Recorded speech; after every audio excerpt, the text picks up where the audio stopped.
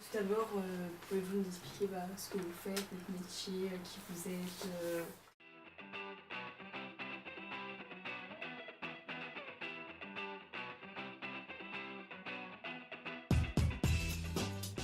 Donc moi, Rodolphe Guilbault, comme je le disais tout à l'heure, je suis psychologue, formé à la psychologie du sport, donc je suis plutôt axé sur le milieu sportif et je travaille sur l'antenne de prévention depuis maintenant 1 an et demi.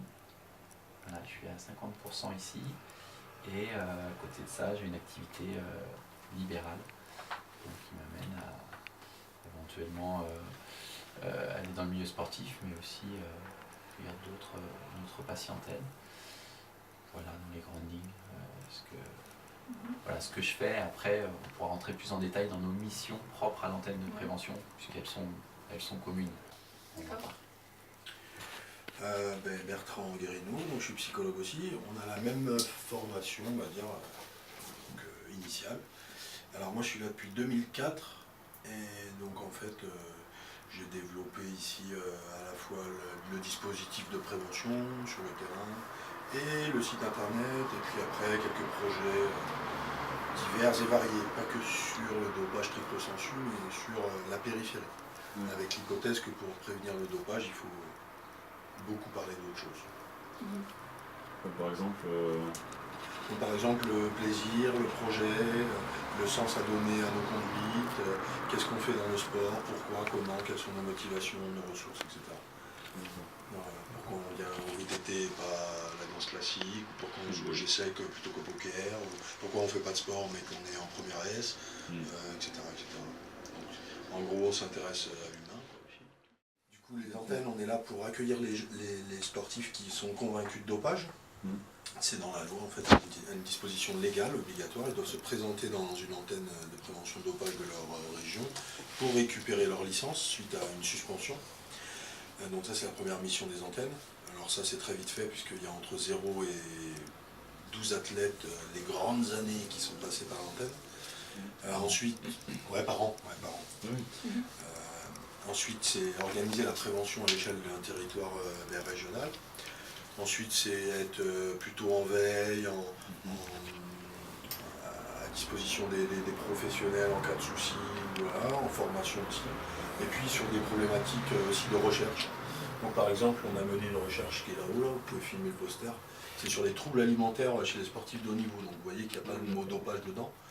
Mais du coup, on voulait s'intéresser à la réalité des sportifs de haut niveau qui sont suivis dans le cadre de la surveillance médicale réglementaire et voir si ceux qui étaient plutôt dans des dimensions de restriction alimentaire ou de plus pour les muscles et tout, avaient aussi des relations avec la prise de produits, pas forcément du dopage, etc. Mais voilà.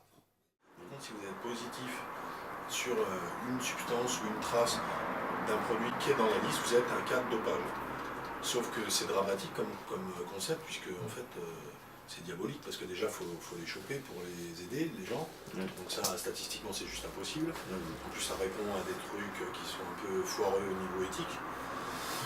Qui balance qui pour qu'on aille, voilà, etc. Pourquoi on fait que du cyclisme, pourquoi c'est que les mêmes boucs émissaires qui sont et que, par exemple, je dis n'importe quoi, mais Neymar et Messi sont pas trop inquiétés. Voilà, ça, oui. Bon, bref, et Nadal, et bon. Je dis pas qu'ils sont dopés, mais ceci dit, voilà. Donc une conduite dopante, c'est la consommation de substances à des fins de performance, donc vous avez tout compris, mais peu importe en fait le milieu. C'est quasiment exclusivement du détournement de médicaments, d'usage thérapeutique. En fait, pourquoi? Parce qu'il n'y a pas, enfin, sauf exception, mais je vais vous dire ça après, des médicaments ou des substances qui ont été réfléchies et construites que pour le sportif et le dopage sportif, ça n'existe pas, sauf maintenant. C'est-à-dire que là, il y a quelques produits qui ont été créés spécifiquement pour des sportifs, mais qui sont à l'essai dans des espèces de labos de spécialistes. Voilà. Faut savoir que du coup, ça ne nous pose aucun problème de savoir que nos soldats sont sous amphétamine, parce qu'ils défendent une cause noble. Par contre, on va aller suspendre 2 ans un athlète de 15 ans s'il est en récidive. Et le problème, c'est qu'on ne veut pas l'aider ni avant, ni pendant, ni après. Donc ça nous pose, nous, un petit peu question, quoi. Voilà. Dès que vous avez de la pression ou de la tension, très spontanément, ce que vous cherchez, c'est de baisser ce niveau de tension. Et parfois, on est un peu en échec dans les stratégies qu'on met en place pour ça.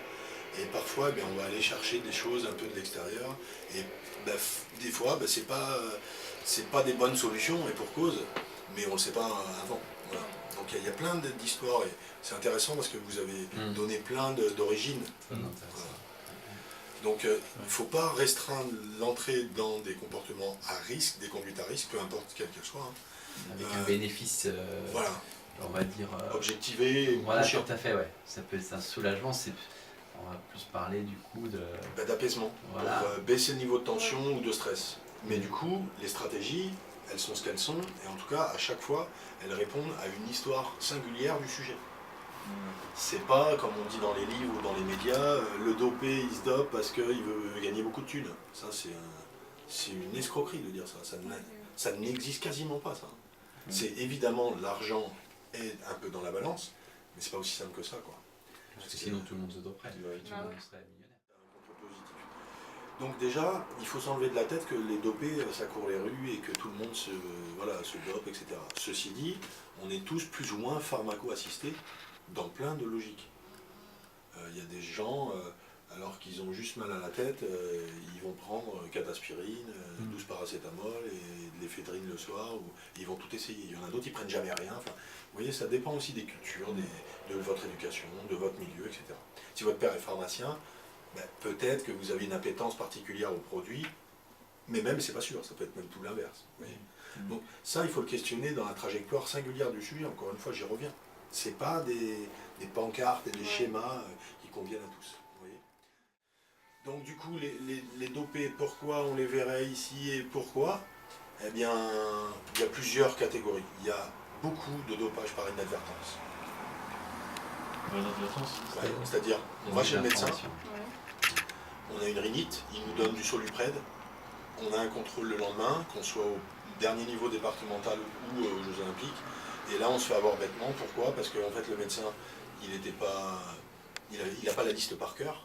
Il ne se rappelait plus que c'était une substance à seuil l'année dernière, mais qu'aujourd'hui elle n'est plus à seuil, mais elle est juste interdite. L'année dernière c'était interdit en compétition, là c'est plus interdit, c'est autorisé tout le temps, ou l'inverse. Je ne sais même pas poser la question parce qu'il a claqué le rendez-vous en 10 minutes. Exactement, entre deux portes. Donc il y a ça. Ça c'est énormément de contrôle positif, c'est ce qu'on appelle, enfin moi j'appelle ça des faux positifs, puisque c'est pas une démarche ni une conduite. Voilà.